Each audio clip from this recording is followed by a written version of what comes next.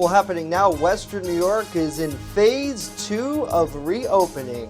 What this means for local businesses, next. Plus, Jamestown City Councilwoman joins us live to talk about protesting that's occurred throughout our nation and right here in Jamestown following the death of George Floyd. And we've had a few showers moving across the area this morning, but that's clearing out for the afternoon. But some more thunderstorms are on the way for tonight and tomorrow. We'll break it all down next as the news at noon starts right now. Live and on demand, this is WNY News Now. WNY News Now, I'm Justin Gould. Western New York is in phase 2 of reopening today. That's according to New York State Governor Andrew Cuomo, who officially announced the news just a few moments ago. His office says that real estate, office work, essential in-store retail, vehicle sales, leasing, and rental services are now given the green light to reopen. The governor adds that the state as a whole has seen its lowest rate of positive test results since the pandemic began. Now, New York State as a whole reportedly performed 50,000 tests of COVID-19 yesterday, with less than 2% of those returning positive. Here at home in Chautauqua County, the number of COVID-19 cases did rise, bringing the total number to 85 with 2 new cases yesterday. Recoveries, though, are also on the increase. In Chautauqua County, we saw 5 recoveries yesterday, while nearby Cattaraugus County reported 4. Well, 2 New York State troopers and a Buffalo police officer working to contain protests in the city of Buffalo were run over by an SUV last night. Now, we do want to warn you that this video we're about to show may be graphic, so viewer discretion is advised. State police tell us that the incident happened around 10 o'clock when law enforcement was working to clear E District on Bailey Avenue in Buffalo. Police say a 2002 Ford Explorer traveling north in the southbound lane there drove through a police blockade, striking a trooper, Buffalo police officer, and running over another trooper who was already on the ground. Police fired shots at that vehicle as it continued down the street. The SUV was eventually apprehended, and while talking to the operator and taking them into custody, police said that it appeared that they were shot. Additionally, police said a passenger in that vehicle was also shot. No one else there had injuries. The operator and passenger were taken to ECMC with non-life-threatening injuries. The trooper who was run over was treated at ECMC for a shattered pelvis and broken leg.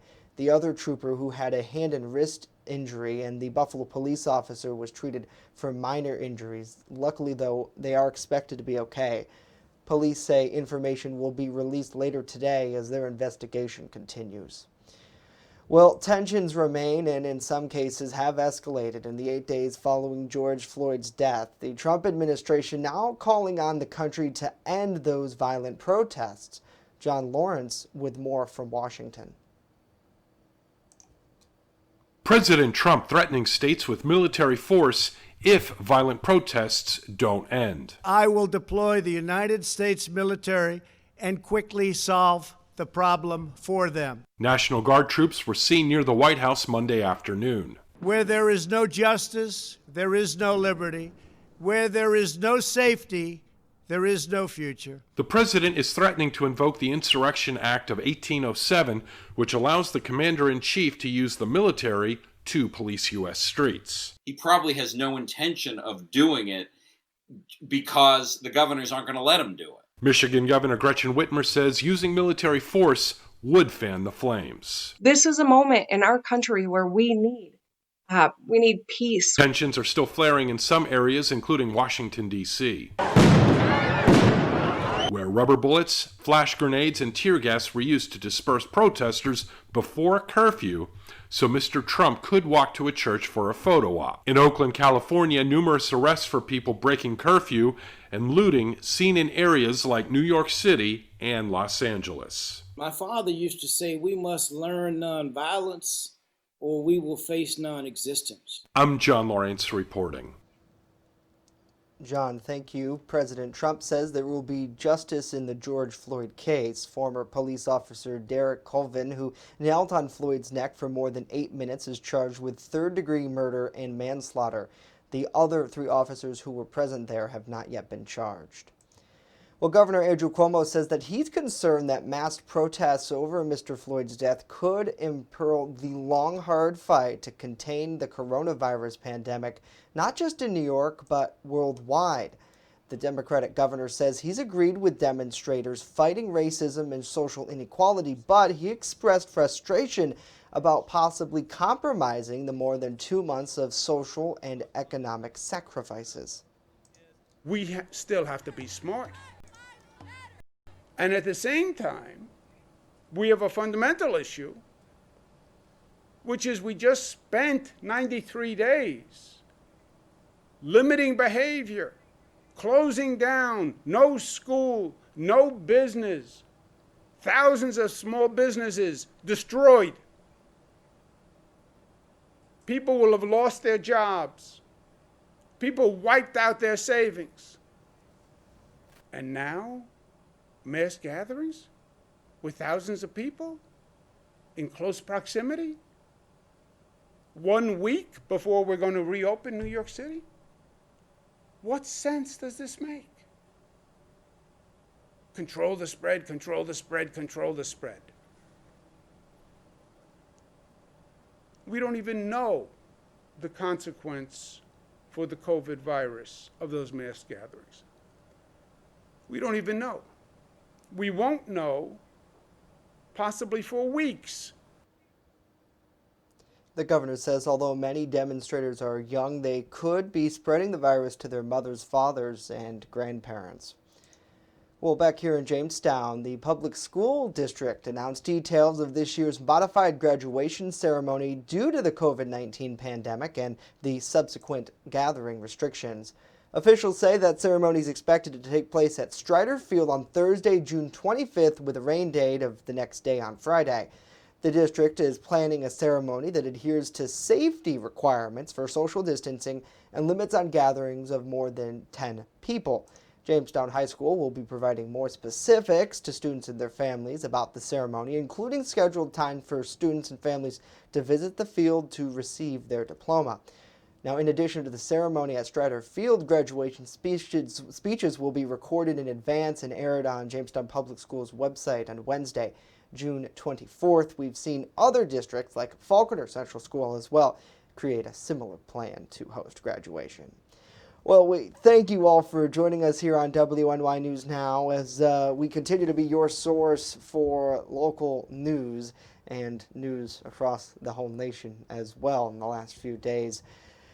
Got to say hello to Joseph. Good to see you. Thanks for joining us here on Facebook Live. Good to see Chrissy. Good to see Brenda, Kayla, Butch, Wendy. Always great to have you on the broadcast. Thank you for joining us. Good to see Aileen, Patricia, Dawn, and Lynette. Hopefully you all are having a good day and enjoying it to the best of your abilities. Let's now get a check of our First Defense weather forecast with Chief Forecaster Dakota Hunter, who has a little bit of a rainy shot coming there from Mayville. Hey, Dakota.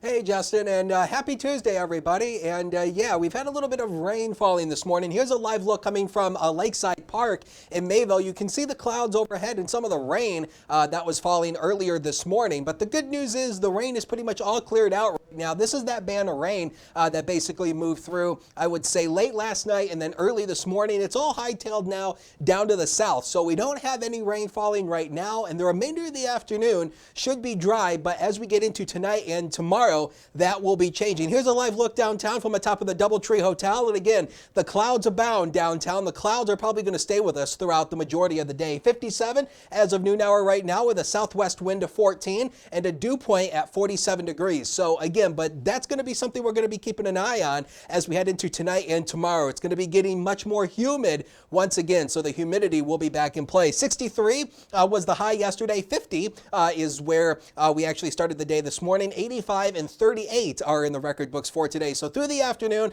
I would say just lots of clouds around. There may be a few odd breaks in that cloud cover, leading to at least a few peaks of sunshine, but I think clouds are really going to win this out through the day. But a stiff breeze is going to remain. 68 on the hills to 74 near the Lake Erie shoreline with a southwest wind 9 to 19 miles per hour. Storms arrive tonight and tomorrow morning. Some of them could be on the stronger side. We'll break it all down later in the show. Justin? All right, Dakota, thank you very much. Coming up next, Jamestown City Councilwoman Victoria James joins us live to talk more about this past weekend's discussion between police and the community at the Black Lives Matter rally in Dow Park. Stay with us as WNY News Now continues.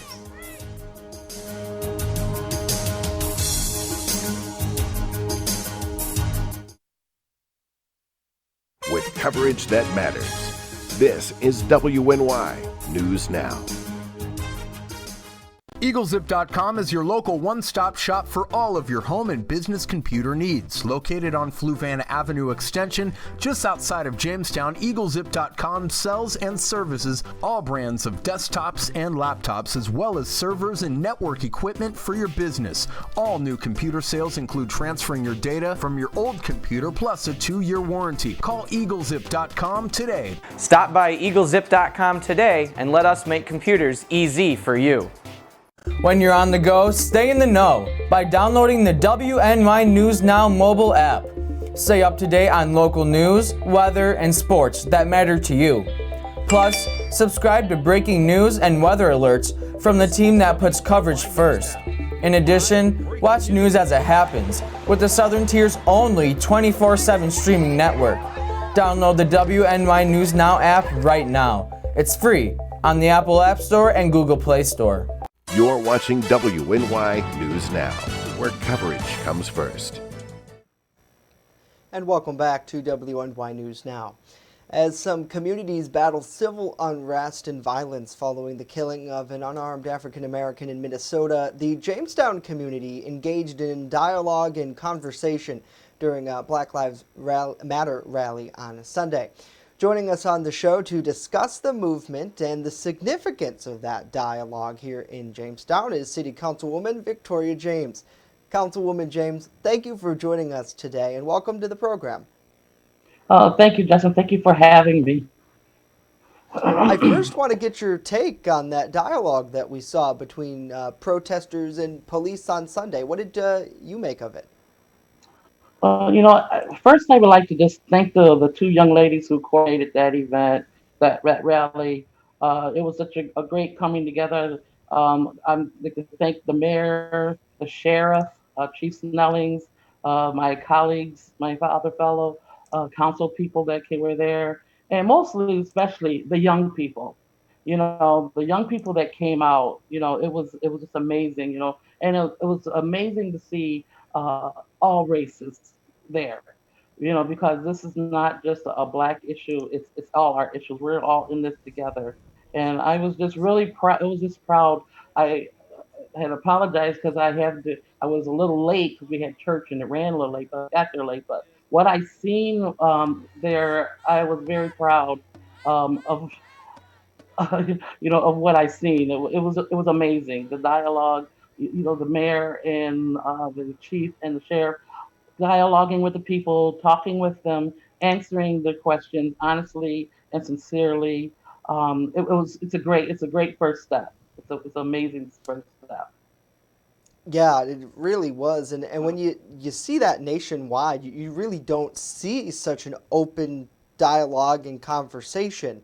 Unfortunately, we've seen now, it looks like across the country, acts of violence starting to break out following Mr. Floyd's death. But here, people appreciate and value that by talking to their neighbor and hearing from officials, and officials are taking what they have to say.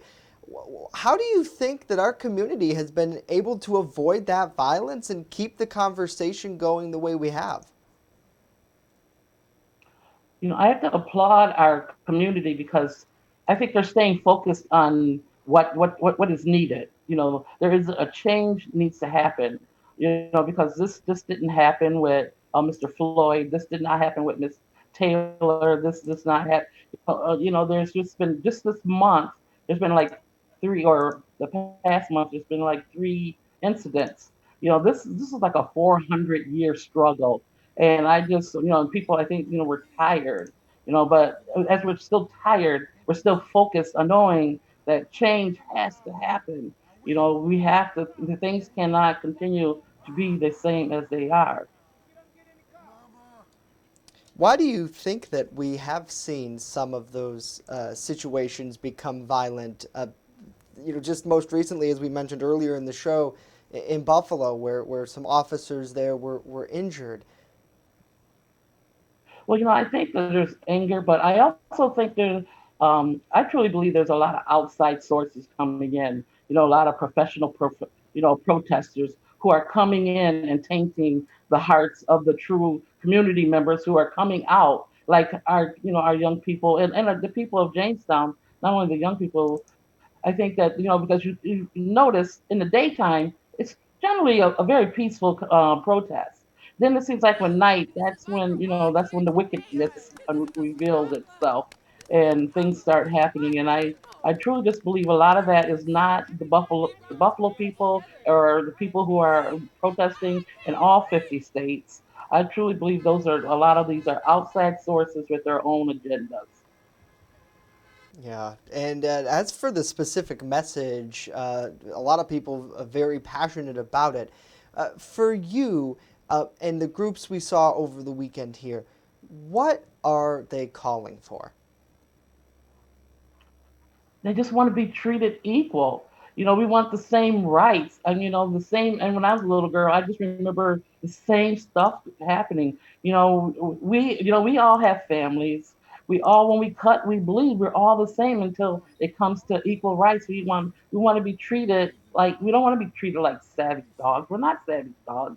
We are people, and we want to be treated as such. We want the respect. We want, just like anyone else's family, anybody else's mother, anybody else's son. We don't want to worry about, when I remember I have a son, when he would go outside, when he was young, much younger, when he would leave, staying up worrying, is he going to come back? Is he going to be pulled over? Is he going to be racially profiled, which he has been, and you want to make sure that, you got to teach your kids, when you're approached by law enforcement, these are the things you have to do, and you have to run. And I'm sure your parents taught you, to be respectful, but there's a little more that we, as Black mothers and fathers, we have to go and, a little bit further than that with our children. And so why?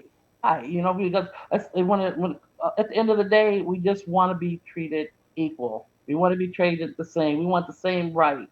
We don't have any privileges. You don't see Black privileges. There's a lot of white privileges, but you don't see Black privileges. And like I said, and at the end of the day, all we want to be is treated equal. Now, we do see a lot of those young people in the community grabbing the reins and guiding the conversation, really engaging. Our crews spoke to Josiah Houston. She was one of the young people who led the protest there Sunday afternoon. She explained the importance of that very message. Take a listen. The reason for this protest is for peace. We've been seeing so much violence, we've been seeing so much animosity going on, and I wanted to bring the community together to show that we are here to support George Floyd, we are here to support the stopping of police brutality, we are here to stop being targets. We want to be supported, we want our voices to be heard. So please stand with us, please support us on this. All lives do not matter until Black lives matter. We are Black people. We deserve justice. We deserve to be peaceful. This is our land too. This is our land too. So what does it mean to have so many young people becoming engaged like that?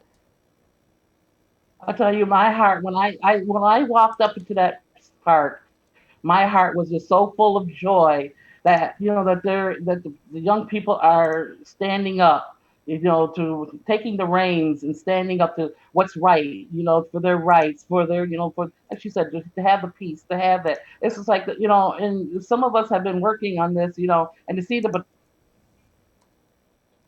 going. We have to keep it going because, like I said, I've worked on it, and there's people who mentored me, in the past. The Ron Grahams, the Kelly Knights. There's just so many, people that it's just generation to generation is something, and it's just amazing that these young people what they're doing. But I just hope that these young people, as they're doing this, that they, stand, continue to stand, and don't let it go. Don't let it go. And then to do things that will make a better impact is make sure that you fill out your census.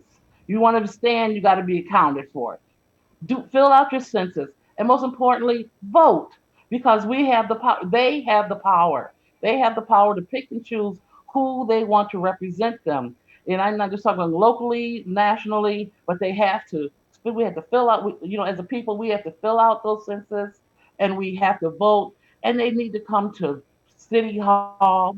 Usually you don't see meetings. People don't usually come to city hall meetings unless there's an issue that affects them. Then you'll see people when there's a budget. There may be something coming out, being cut out of the budget. You'll see people come then. I hope that these young people will come to the work sessions. Well, right now you can't come to the work sessions, but will still put in their questions. Their lives meetings are being live streamed to continue to have show their, let this fade out. Keep going, keep moving, keep pressing. They press till you find the mark. Keep going until because they have to. Because I think this generation is. I think there's a little bit more to this generation. And I think that I'm hoping and praying that a change will come through them because there just seems to be a little more excitement and a little bit more than when I was growing up. And when I look at these young people, there's just a little bit more to them. There's a little more substance to them. And I just hope and pray that they just continue to march, to continue to be heard. But they still have to do these things to be heard. And like I said, going to the voting poll. So many people have died just for the right for them to vote. And as traditionally, black folks don't show up at the poll. They don't vote. Even when you look here in Jamestown, a lot of politicians don't spend a lot of time in Ward 3 because Ward 3 doesn't show up at the poll. So why should they waste their time? But they have to realize that they have the power, and the power is going into that voting booth and pulling the lever, marking your circle, whatever. But you have along with this because they're the same. They're the same. You have to rally, you have to speak, but you also have to, you know, you have to act on your authority, and that's your authority. That's your God-given right is to vote. People, like I said, people have died for you to have to vote, and for when black women don't vote, it really, oh, that really pulls something in me because there's just, like I said, so many people have died for this. Just take advantage, and we're just so nonchalant with it. We just take things, well, my vote doesn't matter. Your vote does matter. It does matter. Like Black Lives Matter, vote will matter also to move things along for our people. To get the people in there who we need to get in there. Get on the council, get on councils, get on the legislators, get on, in subcommittees, demand, that's where you're going to get done. Demand change cannot come if you're not inside. You know what I mean? It's like the lottery. You got to be in it to win it. So we have to. I just hope that they just continue to. I'm just so excited that they are. I just applaud them. I applaud them. I applaud them. But I just hope that they will vote and and keep that ball going. Now, Councilwoman, for the community in general, maybe those who are watching this broadcast now who aren't part of this movement, what is your message to them? What can they do to help support you? Well, again, I go back to you got to vote. You got to go to these meetings. Because we have public safety meetings where go to it. We have housing. There's housing issues in this community. Come to them. There's BPU. I mean, there's every the WP, BPW. I mean, there's all these things that they have to get in, be seen, be seen in other venues that the city has. When the city has a strategic planning meeting, show up when they have and we have to get the word out to them also, but just to get involved, I just think the more involvement you get, I mean, in your child's school, in your church, in your in other things around, just being involved, and whatever's out there, whenever you see a notice, I'm gonna go there, grab a friend and Right. go. Just the more our faces are seen, the better. The more things because And there's a lot of things going on in Jamestown, and there's a lot of non-involvement. yeah, and you're right. I mean, even before this movement really took center light, just in the past few days here in Jamestown, for years, not as you mentioned, not that many people show up to local meetings and get engaged or even run for office. We see people who run unopposed over and over and over again. Is there anything that lawmakers, after hearing this conversation, seeing the conversation Sunday, are working to do to try to help achieve the message that was brought forward? One thing, we have a great chief in Chief Snelling, Harry Snellings, and he is approachable, and I know he is willing to go and talk and work right along with you. So, I know he has done a lot with the youth at our church. He comes, he speaks, and not only just having them come and speak, I think we just have to make them more accountable. Now that they had that initial conversation, it's like, okay, what's our next steps? Keep knocking on his door, because his door is open, and our mayor also, they're willing, they want to, they want to make this a better community. They want to see things change. They want, things better for everyone. And so, like the our governor said, now is the time for change. Now is the time, because every time there's an uprise, there's a great movement and a change. And so we have to really jump in, really cash in on this, because it's right now. Everything is ripe and ready for this change that needs to happen now. And so we just ask the people just to be involved and help with that change, and keep on, including myself, those who, the politicians and those who have a little way to help you make the change, stay on us, and make sure that we are doing what we need to be doing. All right, Jamestown City Councilwoman Victoria James joining us today. Thank you for your time. Great conversation. Thank you. And again, I just applaud everyone and the young people. And if they don't get anything out of this, that they would just vote. We have to fill in our census, because we have to be accounted for, and to vote. So that's where the real change can happen, and that's where the real authority comes from. Yeah. And keep. Now let's get a check of our weather forecast with Dakota. Thank you. Well, we started the day once again, not too bad. We actually started the day here at 50 degrees, 57 in Dunkirk and 54 over in Erie. Those were the confirmed low temperatures this morning. And the boaters forecast no change in the lake water temperatures, 58 off Buffalo, 58 off Erie. Again, the rain is pretty much done for today, but the rain will be coming back once again for tonight. Wave heights around 1 to 3 feet if you want to take your boat out there on Lake Erie today.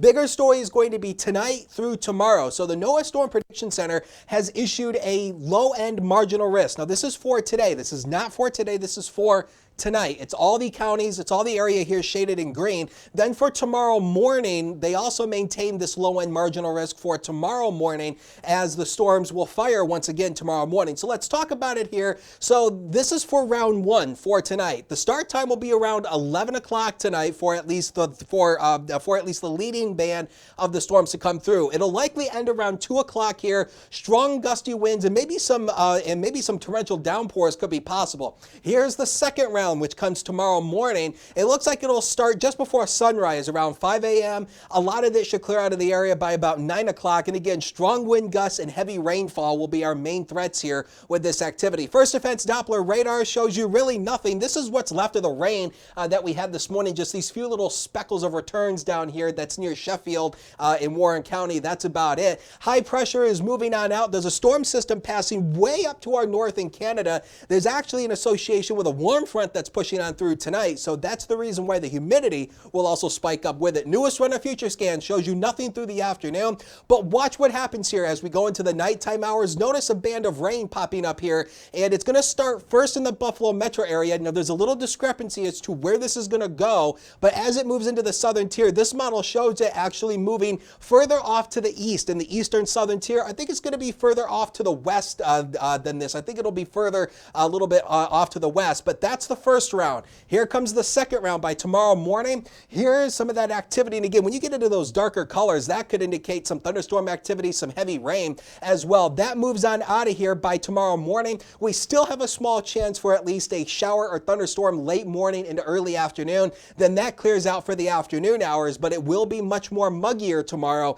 because the humidity will spike up along with it. Now, rainfall totals, these are computer estimated rainfall amounts, and it's going based on where it's trying to plot the heavier rain. You can see this heavier swath of rain right here. Again, I think some of that heavier rain is going to be pushed off a little bit further to the west than that. But again, I think rainfall totals generally about a ½ an inch to 3/4 of an inch, localized heavier amounts depending on where the heavier rain sets up with those thunderstorms tonight and tomorrow. Zonecast inland areas today. Here's where the temperatures are going. We're going to be up around 70 degrees. I think it's going to be a struggle to get here because there's going to be a lot more cloud cover today, but at least it'll be mainly dry. Next 7 days coming up.